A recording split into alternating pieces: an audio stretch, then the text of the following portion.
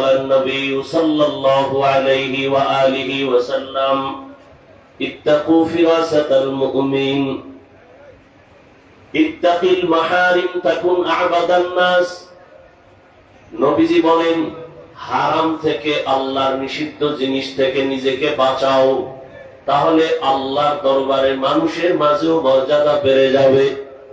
আল্লাহর এক বান্দি জীবন ভর ইবাদতে কাটাইলেন, স্বামী বেচারা অসুস্থ, এমন একটা মুহূর্ত চলে আসলো সন্তানগুলোর খানা দেওয়ার মতো কোনো ব্যবস্থা নাই। আল্লাহর বান্দি আশেকা আবেদা চোখের পানি ছেড়ে কাঁদতেছেন, কামাই রুজি করারও কোনো উপায় নাই। সন্তানগুলো ক্ষুধা তৃষ্ণায় কান্না করে, ওদিকে অন্তরও আল্লাহর ভয়, কোথায় যাব বেপরদাও হওয়া যাবে না, হারাম খাওয়াও যাবে না। হঠাৎ অন্তরে চিন্তা আসলো এলাকার থেকে একটু দূর এলাকায় একজন টাকাওয়ালা আছে, তবে সেই লোকটা দুনিয়াদার, কিন্তু সন্তানের কান্না মা সহ্য করতে পারে না। বের হইল চিন্তা করে, বের হইয়া ওই টাকাওয়ালা বড় লোকের বাড়ি চলে গেল। বড় লোকের বাড়ি যাইয়া আল্লাহর বান্দি আবেদা জাহেদা ডাক দিয়া কয়, ও আল্লাহর বান্দা, আমি জানি তুমি দুনিয়াদার, আমার সন্তানের চোখের পানি আর ক্ষুধা তৃষ্ণা সহ্য করতে না পেরে আমি তোমার দরবারে আছি, আমাকে কিছু টাকা তুমি ধার দাও, সুযোগ হলে আমি আস্তে আস্তে আমি দিব। বলে না, টাকা দিতে পারবো, ধার না এমনি দিব, তবে একটা শর্ত, তুমি আমাকে রাত্রটা তোমার দেহটা আমাকে দিবা, আমি দেহ ব্যবহার করব। আল্লাহর বান্দি আল্লাহর মোহাব্বতের চিন্তায় পাগল হয়ে গেল। সন্তানের কান্না সহ্য করা যায় না, সন্তানের চোখের পানি আর ক্ষুধা, আমি মা না খাইয়া দিন রাত কাটাইতে পারি, সন্তানের খানা না দিয়া কাটাইতে পারি না। এখন আমার দেহটা না দিলে এই টাকাওয়ালা আমাকে টাকা দিবে না। চিন্তা করিয়া হঠাৎ করিয়া অন্তরে আসলো, ঠিক আছে, আমার সন্তানের খানার জন্য টাকা দেও, যদি তুমি আমার দেহটা ব্যবহার করতে চাও আমি রাজি হয়ে গেলাম। আল্লাহর বান্দা কয়, তাহলে চলো। টাকার বান্ডিল পাশে রেখা রুমের মধ্যে অন্ধকারে ঢুকাইয়া দরওয়াজা জানালা বন্ধ করে দিল। আল্লাহর বান্দা দেখে হঠাৎ ওই দুনিয়াদার গুনাহগার মহিলা চোখের পানি আঁচল দিয়া মুছতেছে আর কাঁদতেছে। আল্লাহর গোলাম দুনিয়াদার ডাক দিয়া কয়, রে বোন, তুমি কেন কান্না করো? আমি তোমার উপরে তো এখনো হস্তক্ষেপ করি নাই, টাচ করি নাই, তোমার শরীরের উপরে কোনো আঘাত করি নাই, কেন তুমি কান্না করতেছো? আল্লাহর বান্দি চোখের পানি ছেড়ে ডাক দিয়া কয়, ভাই,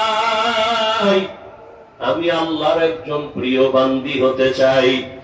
আমার এই জীবনে কোনোদিন একটা চরিত্রের কলঙ্কের দাগ নাই, আমার শরীর কেউ আজ পর্যন্ত কোনো বেগানা কাজ করে নাই। আজকে আমি কতটা বিপদে পড়িয়া ঠেকায় পড়িয়া আমার সন্তানের চোখের পানি আমি মা হইয়া সইতে পারি না, আমার সন্তানের ক্ষুধার তৃষ্ণায় পাগল হইয়া আমি তোমার দরবারে আসছি। আমি তাকায় দেখতেছি তুমি দরওয়াজা বন্ধ করেছো, তুমি জানালা বন্ধ করেছো, কিন্তু আমি তো যেই মালিকের গোলাম, ওই মালিকের চোখের নজর তো কোনো দরওয়াজা দিয়া বন্ধ করা যাবে না, ওই মালিকের ফাঁকি দেওয়ার কোনো সুযোগ নাই। দুনিয়ার মানুষ আলোতে দেখে, অন্ধকারে দেখে না, আর আমি এমন মাওলা পাকের গোলাম, আমি এমন আল্লাহর আশিক, ওই আল্লাহকে তো ফাঁকি দেওয়া কোনোভাবেই সম্ভব না। এই ভয়ে আমি কান্না করতেছি। আমি এত বছর আল্লাহর ইবাদত করি, জিকির আজকার করি, তেলাওয়াত করি, আল্লাহর আদালতে আমি কেমনে দাঁড়াবো? লজ্জায় আমি ভয় পায় কাঁদতেছি। এই মহিলার চোখের পানি ওই দুনিয়াদার গুনাহগারের অন্তরের মধ্যে একটা দাগ কাটলো। ওই গুনাহগারের হঠাৎ করিয়া দিলের মধ্যে কেমন যেন পরিবর্তন শুরু হয়ে গেল। ওই আল্লাহর বান্দা ডাক দিয়ে কয়, ও আল্লাহর বান্দি, তুমি মাত্র জীবনে একটা পুরুষের সামনে দাঁড়াইছো বেগানা এখনো তোমার শরীর কাজ করে নাই, এর মধ্যেই তুমি কান্না করতেছো আল্লাহর ভয় তোমার মধ্যে এত বেশি।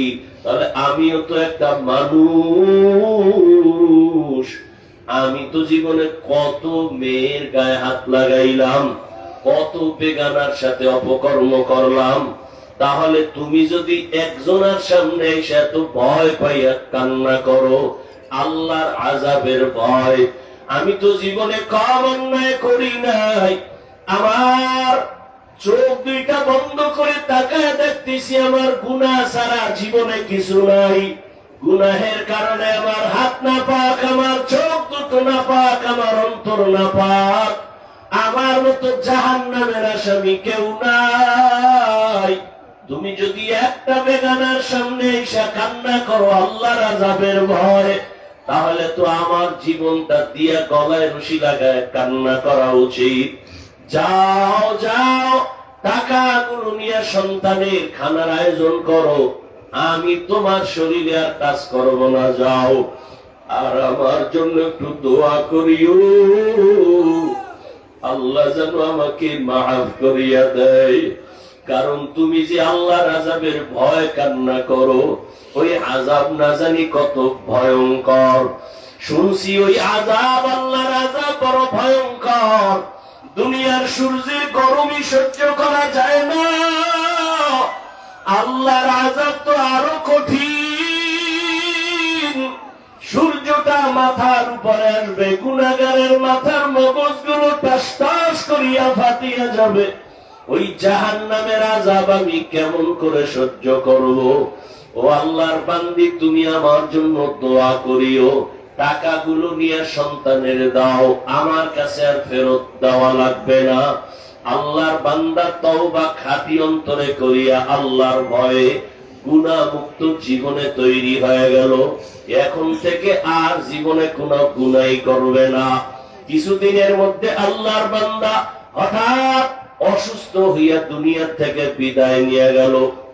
ওই সময়ের নিয়ম ছিল একটা, আল্লাহর কুদরত, দুনিয়ার কোন মানুষ মারা যাওয়ার পরে তার বাড়ির দরওয়াজায় একটা লেখা উঠতো, কে লিখতো কারো জানা নাই। ভালো আমল নিয়ে গেলে লেখা উঠতো লোকটা ভালো, আবার খারাপ মানুষ গুনাহগার মারা গেলে তখন তার বাড়ির গেটে লেখা থাকতো লোকটা বড় খারাপ। এই জিনাকার, এই জাহান্নামী বান্দা ইন্তেকাল হয়ে গেল। এলাকার সব মানুষগুলো বড় খুশি, এলাকার বড় জালেম, বড় গুনাহগার দুনিয়া থেকে চলে গেছে।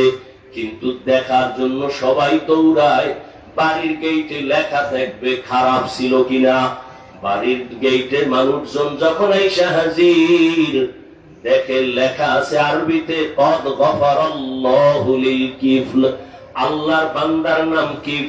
রহমতের নবী বলতেছেন হাদিসের ঘটনা, আল্লাহর নবী বলেন, ওই বান্দার দরওয়াজায় লেখা কদ গফারাল্লাহ, আল্লাহ এই বান্দার জীবনের গুনাহগুলো মাফ করে দিয়েছে। মানুষগুলো আশ্চর্য হয়ে গেল, চিহ্নিত জাহান্নামী গুনাহগার দুশমন, এই বান্দাকে আল্লাহ কিভাবে মাফ করলেন, এই বান্দা কিভাবে ক্ষমা পাইল। সবাই তদন্ত শুরু করলো, এ তো ক্ষমার যোগ্য না, জীবন ভর গুনাহ করে কাটাইল। আল্লাহর বান্দারা তদন্ত করে ওই আবেদার নারীর খবর নিল। আল্লাহর বান্দির খবর পাইয়া সবাই আল্লাহর বান্দিকে ডাকলো, ডাক দিয়া কয়, কি ব্যাপার? বলে, হ্যাঁ কথা সত্য, আমি নিরুপায় হইয়া টাকা ধারের জন্য আসছিলাম, আমাকে রুমের মধ্যে যখন ঢুকাইছি আমার সাথে অপকর্ম করবে, আমি আমার আল্লাহর আযাবের ভয় চোখের পানি ছেড়ে যখন কান্না শুরু করলাম, আমার চোখের পানি মনে হয় হেদায়েতের আলো জ্বালায় দিয়েছে। ও তখন আমার শরীর টাচ করে নাই, কান্না করিয়া জীবনের তরে বান্দা তওবা করেছে। আল্লাহ পাক বলেন, ও মুমিন, আমি দুনিয়াতে মুমিনদেরকে পরীক্ষা করার জন্য পাঠাইলাম।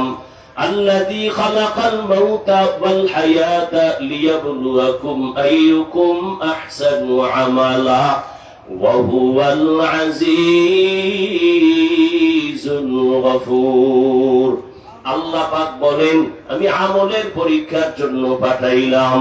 আল্লাহ পাক রব্বুল আলামিন পাঁচটা জিনিসের দ্বারা পরীক্ষা নিবেন। এক নম্বরে ভয়, দুই নম্বরে ক্ষুধা। আল্লাহ পাক খানা না দিয়া ক্ষুধা তৃষ্ণা দিয়া পরীক্ষা নিবেন।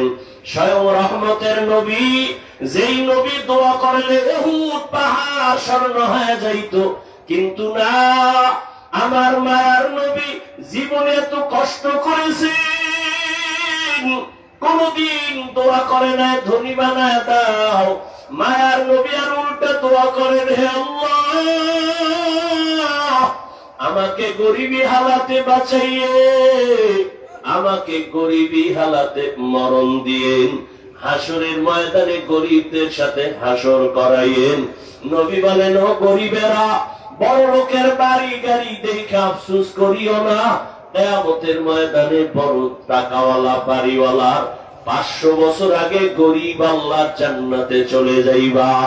আল্লাহ পাক গরিবদেরকে, মুমিনদেরকে পছন্দ করে পরীক্ষা নিবেন। আল্লাহ ক্ষুধার মাধ্যমে পরীক্ষা নিবেন। রহমতের নবী যদি না খাইয়া পেটে পাথর বাঁধতে পারেন দিনের জন্য, একদিন আর 2 দিন না, নবীর আপন বংশের দুশমনেরা 3টা বছর শিয়াবে আবু তালিবের মধ্যে নবীকে গৃহবন্দী করে রাখিয়া নবীর খানা দেয় না, পানি দেয় না। মায়ার নবী গাছের পাতা চাবাইয়া চাবাইয়া খাইয়া পেটের ক্ষুধা নিবারণ করেছেন। আল্লাহ পাক বলেন, এইভাবে আমি পরীক্ষা করব 5টা জিনিসের মাধ্যমে।